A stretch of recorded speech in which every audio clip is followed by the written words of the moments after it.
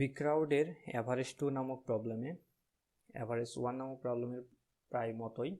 তো এখানে বলা আছে read 3 ভেরিয়েবল বা read 3 ভ্যালুস ভেরিয়েবল abc নামে তিনটা ভেরিয়েবল আমাদের রিড করতে হবে।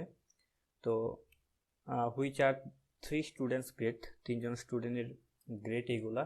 তো এখানে দেওয়া আছে a এর ওয়েট 2, b এর ওয়েট 3 এবং c এর ওয়েট 5। অর্থাৎ আগের মতোই যদি আমরা a b এবং c এর ক্ষেত্রে ধরি, তো a এর ফাইনাল যে ওয়েটটা হবে সেই ওয়েটটা হবে a equal a into 2, b এর final b equal b into 3 আর c এর ক্ষেত্রে c ইন্টু 5।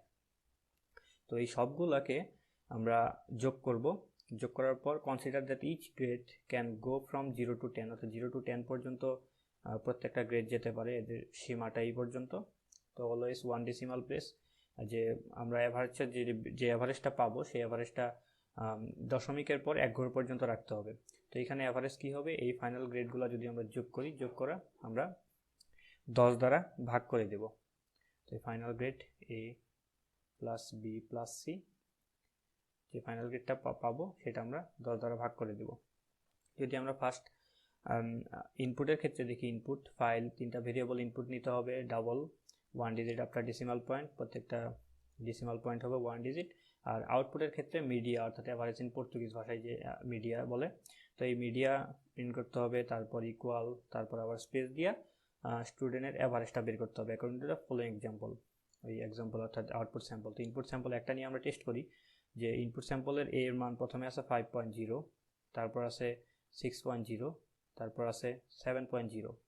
তো এইগুলাকে আমরা যদি ফাইনালি করি, যে এর মান 2 দ্বারা গুণ করি, তো এটা হবে 10.0, 6কে 3 দ্বারা গুণ করলে 18.0 আর 7কে 5 দ্বারা গুণ করলে 35.0। তো এই তিনটাকে আমরা যদি যোগ করি, যোগ করলে আমাদের আসতেছে হচ্ছে 63। তো 63কে আমরা 10 দ্বারা ভাগ করলে হয় যে 6.3, অর্থাৎ আমরা দেখতে পাচ্ছি আমাদের আউটপুট স্যাম্পলের সাথে মিলে গেছে। তো আমরা এই অনুযায়ী আমাদের কোডটি করব।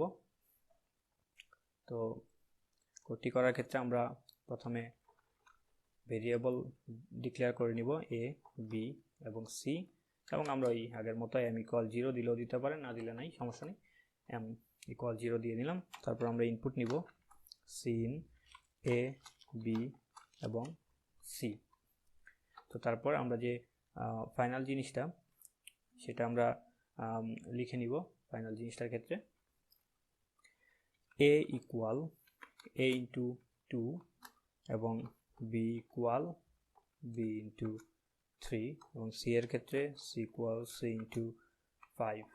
অর্থাৎ এরকম যাওয়ার পর আমরা m, অর্থাৎ আমরা রেজাল্টটা লিখব m ইকুয়াল, আমরা a b c তিনটাকে যোগ করে দিব, তো a plus b plus c, এবং আমরা সবগুলোকে ভাগ করব 10 দ্বারা ভাগ করে দেব।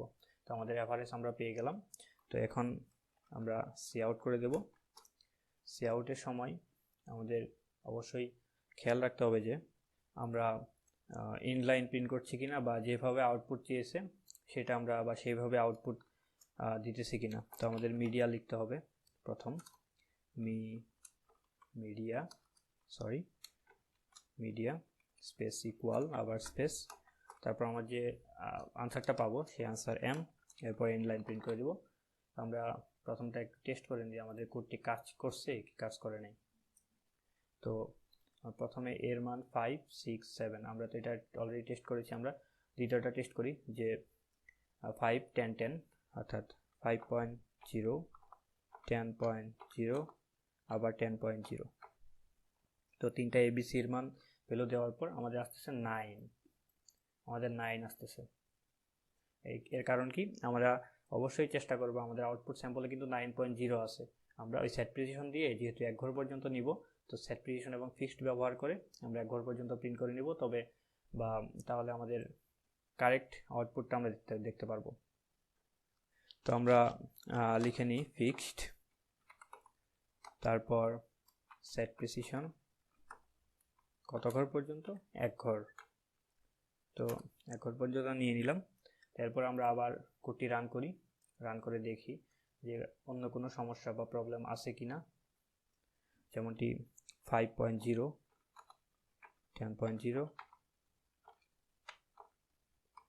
আচ্ছা, এবার আমাদের আউটপুটটি সঠিক 9.0।